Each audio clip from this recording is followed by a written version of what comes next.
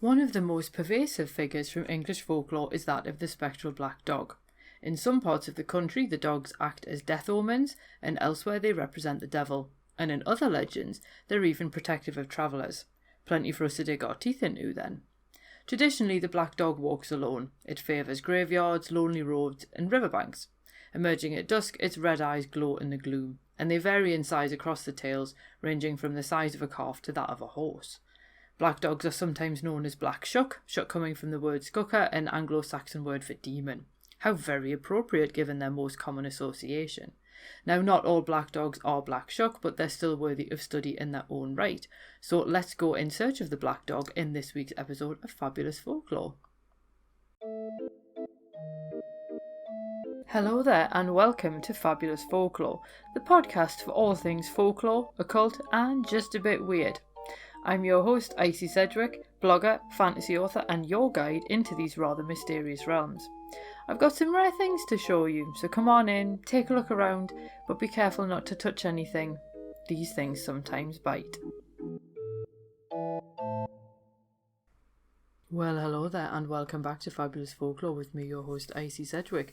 We are into December, believe it or not, and I cannot really tell where this year's gone. It has been rather a funny year, I think you'll all agree. And it was really cool, I must admit. Last weekend I did go down to London for the weekend, like I think I might have mentioned. And if you follow me on Instagram, you'll have seen me absolutely spamming my stories with photos from London. And I was down there for a wedding, in case anyone wonders why I was travelling during a pandemic. And I did spend quite a lot of my time just wandering around the city of London by myself, taking photos for Instagram to find little snippets of history. And one of the things that was really funny was I found myself on Threadneedle Street, so naturally I had to go in search of the Black Nun of Threadneedle Street. And I did try twice, so I had a look during the day at like 11 o'clock in the morning on the Saturday, and I did also walk back along Threadneedle Street at about 7 o'clock at night on the Sunday, and neither time I encountered the Black Nun. Now that doesn't mean that she doesn't exist, it's just a little bit disappointing because that would have made an absolutely fantastic exclusive interview if I'd been able to go, look, do you remember that episode I did a month ago? Here she is. But there we go, so that was my weekend last weekend, and as you're listening to this, I'm currently in Edinburgh, so I'm going ghost hunting and so on this evening, so I'm basically going in search of the Mackenzie poltergeist. So it looks like this particular weekend I'm recreating various bits of my podcast, so isn't that lovely? But anyway, we are going to crack on with this week's episode because we are looking at black dogs, and black dogs are a bit of a funny figure within English folklore because of the fact that in some stories they are what are known as bogey beasts, so they're shapeshifters. In other stories, they're actual spectral black dogs, and then in other ones, they're Black Shuck and they're linked with the devil. So we're going to be having a bit of a look at all of them in this episode because it is only scratching the surface. But I just wanted to introduce you to the different types of black dogs in English folklore. And obviously this isn't an exhaustive list because, let's be honest, these episodes never are.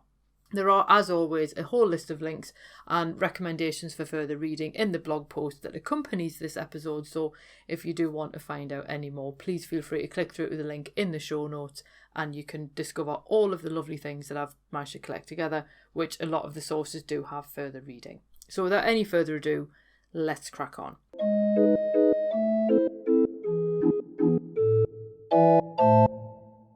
Now we're going to start off with the link between black dogs and the devil because it seems like a good place to start. And many people actually associated black dog ghosts with the devil until the late 19th century. And these demonic spirits might plague homeowners, as one did in Oxfordshire between 1591 and 1592. Others claim to see the devil in the form of a black dog. And I'm not quite sure how they knew it was the devil, but there you go, people were convinced that was what they were looking at. And Owen Davies also notes the tales of a black dog near Tring in Hertfordshire. And here the spirit appeared near the spot where Thomas Colley was hanged in 1751. He apparently played a role in the death of Ruth Osborne, a suspected witch, which takes us back to that diabolical link. Davies highlights a new link between spectral black dogs and the human dead by the late 19th century, and here he notes, and I quote, "The stories of ghostly dogs haunting the spots where their deceased masters or mistresses had last been seen or murdered," end quote. So these stories essentially neuter the spectral black dog, removing the demonic associations and instead giving them the same romantic qualities as human ghosts. Now, in some areas, people actually refer to the black dogs as the Barguest or Padfoot, and this is actually more in northern England, so this is kind of like my neck of the woods, as it were. And people debate whether these kind of black dogs are actual black dogs or if these are what are known as bogey beasts. And Jacqueline Simpson and Jennifer Westwood do point out that you can tell the difference between bogey beasts and black dogs because it all comes down to shape-shifting. True black dogs don't take any other form, whereas some tales of the Barguest note the varying forms it takes, which just include a black dog. But they are still worth looking at in this episode because some of their descriptions can bear quite a strong resemblance to tales of black dogs. And we're going to start off with the Padfoot, and in 1879 William Henderson discusses the Padfoot, which is a type of black dog from Yorkshire. Now this creature is, and I quote, described as about the size of a small donkey, black with shaggy hair and large eyes like saucers, and he follows people by night or waylays them in the road which they have to pass, end quote. Now according to Henderson, the Reverend Atkinson, who was a friend of Henderson, considered the Padfoot to be a death omen. He was both visible and invisible depending on the visitation, but the Padfoot would walk behind, before or beside a person, and I quote, uttering a roar totally unlike the voice of any known animal. Sometimes the trail of a chain would be heard, accompanying the light quick pad of the feet, end quote. The Padfoot was apparently bigger than a sheep and had long smooth hair, but if you spoke to it or tried to strike it in some way, you basically gave it power over you, so you were better off just completely ignoring it. Now Henderson does note that the Padfoot also appears as a white dog in Horbury, and here it had eyes as big as saucers, and the sight of it apparently frightened one man to death. Meanwhile, Northumberland, Yorkshire and Durham had the Barguest, also known as a Bargeist, and Henderson notes that this particular black dog was also considered a death omen, much like the Padfoot, and that one of the translations of its name was that of Spirit of the Buyer. Now, the Barguest was also capable of taking other forms, such as, and I quote, a headless man who disappears in flame, a headless lady, a white cat, rabbit or dog, or a black dog, end quote. And I must admit, the idea of a headless man who disappears in flame, like, that's quite metal in a lot of ways. But this is where the Barguest then becomes a little bit more tricky, because it takes a variation of forms. But there was a specific Barguest in the area between Reghorn and Headingley Hill near Leeds, and this one took the form of, and I quote, a large black dog with flaming eyes as big as saucers, end quote. And this one appeared whenever a person of importance died in the neighbourhood. When it did appear, other dogs in the area would follow it, barking and howling, and it was important not to interfere or get in the way of this rather peculiar funeral procession, because, and I quote, the Barguest would strike out with its paw and inflict on man or beast a wound which would never heal, end quote. So again, it was best to just let the Barguest get on with its business and just leave it alone. Now, Henderson apparently collected that piece of lore from a gentleman who actually remembered seeing such a spectral procession when he was a child after a local squire died. So it's quite interesting that Henderson does try to link this to actual people who said that they'd seen these things. Now, the oldest description that we actually have of demonic black dogs dates to 1127, but weirdly, this description from Peterborough sees the dogs accompany a wild hunt, where the huntsmen, horses and dogs alike were all jet black. And this is quite rare because the stories usually only feature one black dog. It's quite rare that you get several in one procession. But in Suffolk tales, the black dog usually appears as a harmless figure. He guards gold at Stow Market's Clopton Hall, and this version also features the body of a monk and the head of a hound. So this is a bit of a strange conglomeration between a human and a dog-like form. And maybe he's terrifying enough to behold that he can live with being harmless. And many people only realise that they're in the presence of a Suffolk black dog when they feel him pass by. So again, it's more of a question of you sense the dog rather than you see it. Though I should point out that not all of the Suffolk black dogs are friendly, and on August the 4th in 1577, a black dog allegedly burst into St Mary's Church in Bungay, Suffolk. Apparently he ran down the nave, wringing the necks of 2 parishioners at prayer. On the same day, Black Shuck pulled the same trick at Holy Trinity Church in Blythburgh, and here he killed a man and boy, causing the steeple to collapse and left scorch marks on the door. Now, Dr. David Waldron and Christopher Reeve actually examined the evidence from contemporary accounts, and they think an electrical storm on the same day caused much of the damage, and then it basically got twisted as it passed into legend, as these things often do. Now, the Cambridgeshire black dog has more in common with the Norfolk Shuck, which we'll get to in a moment, and stories claim that seeing him warns of a death in your family. By comparison, the Essex black dog patrols lonely roads, kindly protecting travellers, and he often haunts graveyards and the site of the gallows. But in Birstall, Leicestershire, the sighting of a black dog with fiery eyes was a sign of impending disaster, which is confusing because there was also a black dog in the area, described as being a black mastiff, who would provide protection to those in need. And in one folktale, a girl was walking along Black Lane to get back to Birstall, having been away for the day. She heard footsteps behind her, belonging to a bargee intent on attacking her.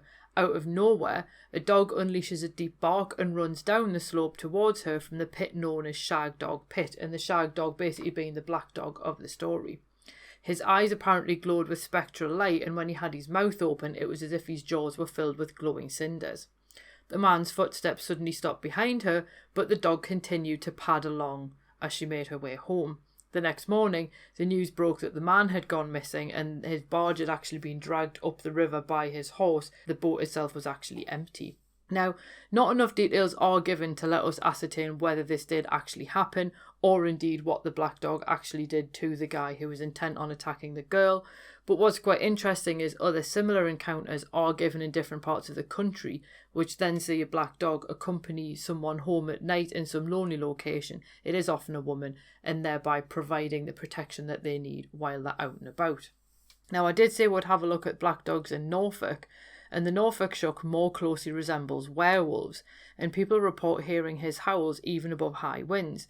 Motorists swerve to avoid him when he saunters across the road, which I think sounds like a pretty good idea, and according to Reader's Digest, no one can set eyes on Black Shuck and live, although presumably people must do in order to pass on their tales. Now, according to W.A. Dutt, and I quote, "To meet him is to be warned that your death will occur before the end of the year," end quote. And Dutt goes on to link these black dogs with an old Viking story about Odin's Black Hound, which does make a nice change from demons. But as with Reader's Digest, Dutt also notes Black Shuck's fondness for storms, and it seems that he enjoys the roaring of the waves and likes to raise his voice above the howling of the gale. So it's quite interesting that Dutt was writing in 1901, and yet what he's saying really dovetails with the Reader's Digest volume from 1973. And speaking of ghostly dogs that like the sea, one legend related by G.M. Dixon describes a shipwreck in 1709.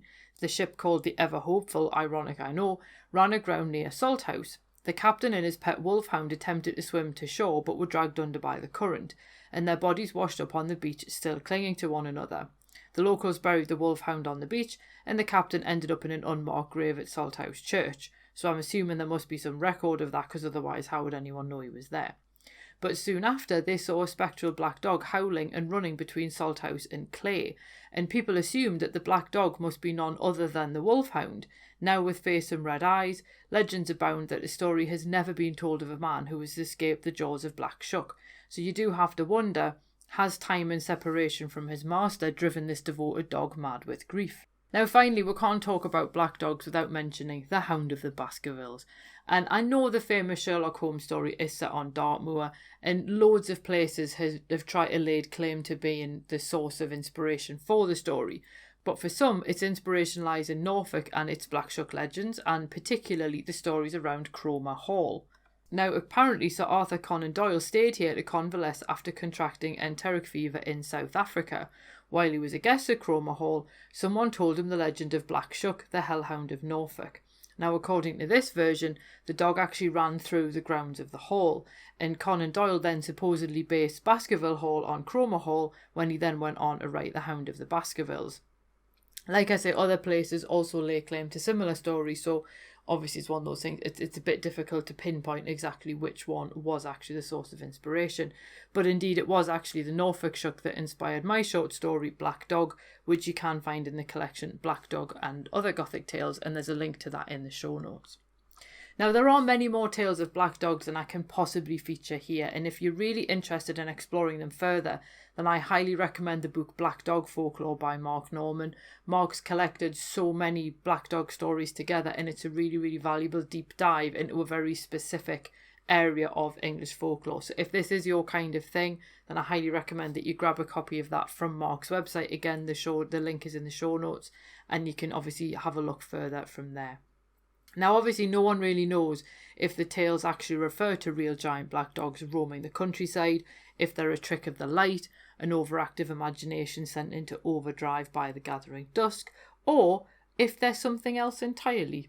Who knows? I wouldn't necessarily want to write anything off, but there we go. What I do want to know is if you've ever seen one of these black dogs, and obviously live to tell the tale because you're listening to the podcast, so I'm assuming that you have. If you have, then obviously please do feel free to let me know. As always, you can post comments on the YouTube video. If you're listening to this through YouTube, you can post comments on the blog post that goes with this article if that is more your thing. You can tweet me, Instagram me, whatever. But do feel free to let me know because it is always quite nice to collect actual sightings and actual folklore from people. So I hope that you enjoyed that particular post. We are looking at kind of spectral creatures this week in December, although I should point out there won't be an episode on the 25th of December for obvious reasons, because I figure people have got better things to do on Christmas Day than listen to me. So we're only going to have two episodes in December, and next week we're going to look at Will-o'-the-Wisp. And I can't believe I've never done Will-o'-the-Wisp properly yet. So we are going to have a look at that next week for our next spectral creature of the British Isles, as it were. So I hope that you come back to join me for that. And also, I'm hoping that I'll have some kind of stories of the Mackenzie poltergeist to tell you in next week's episode, because that would be marvellous. So either way, I hope you have a really marvellous week ahead, and I'll see you next week when we go and meet the Will-o'-the-Wisp. Cheerio. Well, thank you for listening, and thanks for visiting Fabulous Folklore. I hope you enjoyed your stay. If you did, why not consider subscribing in your podcast app of choice? If you enjoy the show, why not leave me a review and help other listeners to find it as well? And if you'd like bonus exclusive episodes of the podcast, then why not support me on Patreon? It does help me to keep the show going, and it means that you get a little bit extra every month as well. And you can find all of the necessary links in the show notes below. So without any further ado, I will bid you adieu, and I hope that you have a safe travels wherever you're going on to next.